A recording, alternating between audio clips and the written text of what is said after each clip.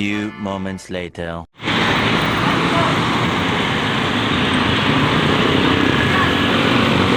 Ito kadami yung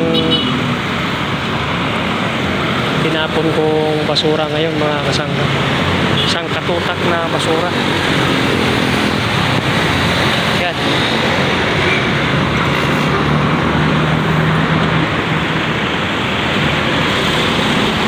Yan kadami. Yan.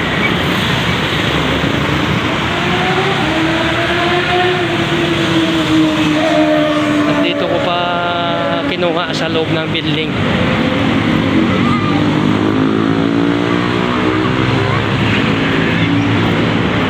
Gabi-gabi ito mga kasangga. Pag sino yung panggabing gwardya, siya yung nagtatapon ng basura.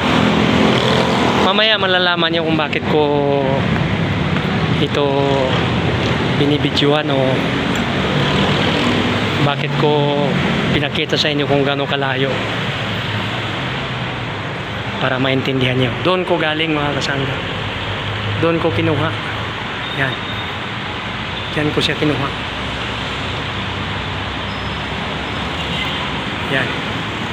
Tapos ilalabas ko rito. Ilalabas ko rito. Ito yung aking pwesto. Yan.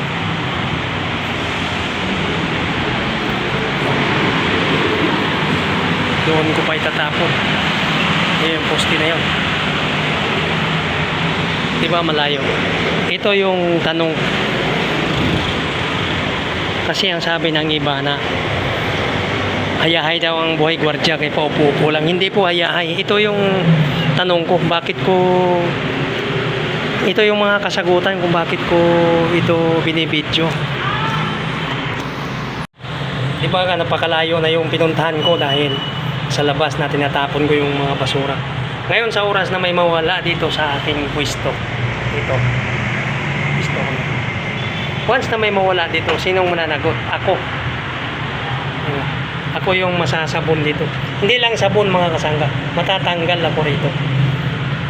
Kaya hindi biro mga kasangga yung responsibilidad ng isang security guard. Akala nyo, paupo-upo lang. Yun lang mga kasangga, sinishare ko lang sa inyo yung ating buhay security guard. Sana maunawaan nyo at huwag niyong sabihin na easy lang pala yung buhay ng gwardya. Hindi po easy, hindi po ganun kadali. Mahirap po ang responsibilidad ng security guard. Yan lang po ang may share ko sa inyo. Bye bye.